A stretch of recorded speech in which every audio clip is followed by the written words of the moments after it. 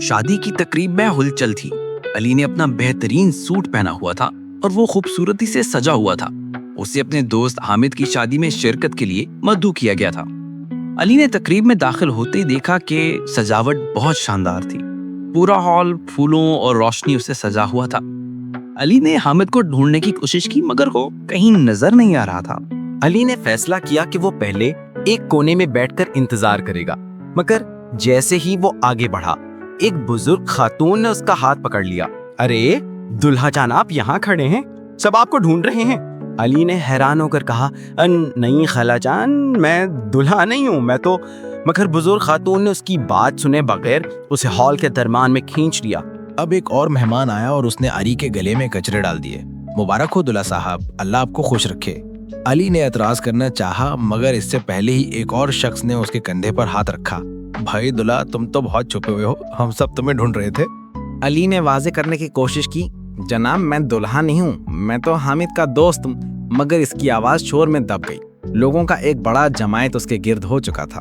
ہر کوئی اسے مبارکباد دے رہا تھا۔ کچھ لوگ تصویریں کھینچ رہے تھے، کچھ اس کے ساتھ سیلفیز لے رہے تھے۔ اچانک دلہے کی ماں آئی اور انہوں نے علی کو گلے لگا لیا۔ بیٹا، تم تو بہت خوبصورت لگ رہے ہو، کہاں چھپے ہوئے تھے؟ علی نے گھبرا کر کہا، خالہ میں علی ہوں، حامد کا دوست۔ مگر وہ بولی، ہاں تمہیں شرم آ رہی ہے، یہ سب تو ہوتا ہے۔ اب ایک عجیب صورتحال پیدا ہو گئی۔ لوگ علی کو تحائف دینے لگے۔ ایک شخص نے اسے ایک خوبصورت گھڑی دمائی، دوسرے نے ایک بڑا سا پارسل دیا، تیسرے نے پھولوں کا گلدستہ دمایا۔ علی کے ہاتھ تحائف سے بھر گئے تھے۔ وہ سمجھ نہیں پا رہا تھا کہ کیا کریں۔ ادھر اصلی دلہا حامد ہال کے پچھلے حصوں میں کھڑا اپنے دوستوں کے ساتھ تصاویریں کھنچوا رہا تھا۔ اسے پتہ ہی نہیں چل رہا تھا کہ اس کی جگہ کسی اور کوئی دلہا سمجھ لیا گیا ہے۔ جب حامد کے کزن نے اسے بتایا کہ لوگ کسی اور کوئی دلہا سمجھ رہے ہیں تو وہ حیران رہ گیا۔ حامد جلدی سے ہال کے درمیان میں پہنچ گیا۔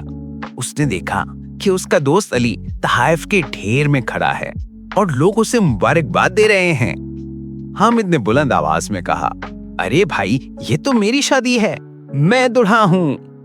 مگر ایک بزرگ نے کہا، بیٹا تمہیں شاید پتا نہیں، یہ تمہارا بھائی ہے نا، وہی تو دلہا ہے۔ اب دونوں دوست حیران تھے۔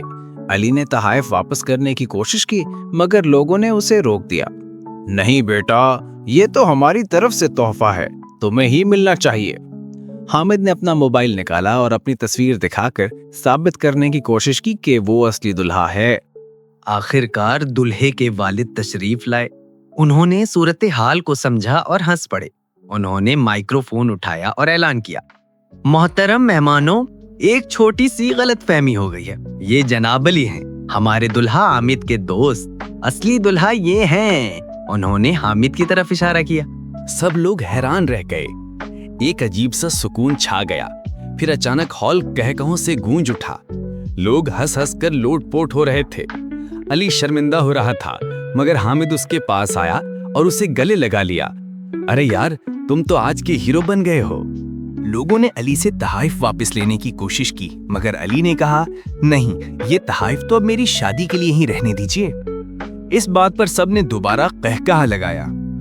اس واقعے کے بعد تقریب اور بھی رونق دار ہو گئی۔ لوگ اس واقعے کو ہنسی مذاق میں یاد کر رہے تھے۔ علی اور حامد دونوں نے مل کر مہمانوں کا استقبال کیا۔ کچھ مہمان اب بھی غلطی سے علی کو ہی مبارکباد دے دیتے تھے۔ جب کیک کاٹنے کا وقت آیا تو حامد نے علی کو بھی اپنے ساتھ بلایا۔ دونوں دوستوں نے مل کر کیک کاٹا۔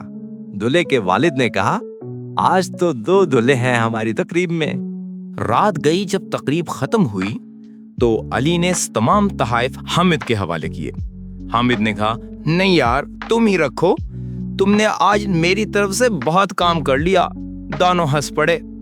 اس واقعے نے ثابت کیا کہ غلط فہمیاں بعض اوقات زندگی کو مزیدار بنا دیتی ہیں۔ آج بھی جب وہ لوگ ملتے ہیں تو اس واقعے کو یاد کر کے ہنستے ہیں۔ اور حامد کی شادی کے ویڈیو میں علی کے حصے کو خاص طور پر شامل کیا گیا ہے جب وہ تحائف کے ڈھیر میں کھڑا ہے اور لوگ اسے دلہا سمجھ رہے ہیں۔ یہ واقعہ ان دوستوں کی دوستی کا ایک یادگار باب بن گیا۔ آج بھی جب کسی کی شادی ہوتی ہے تو وہ علی کو مذاق میں کہتے ہیں، آج پھر کسی کو دلہا سمجھ لیں گے، اور سب ہنستی خوشی گزر جاتے ہیں۔ کیا آپ کی زندگی میں بھی کوئی ایسی مزاحیہ الجھن ہوئی ہے؟ ہم سے رابطہ کریں اور اپنی کہانی شیئر کریں تاکہ ہم اسے کہانی گھر میں شائع کریں۔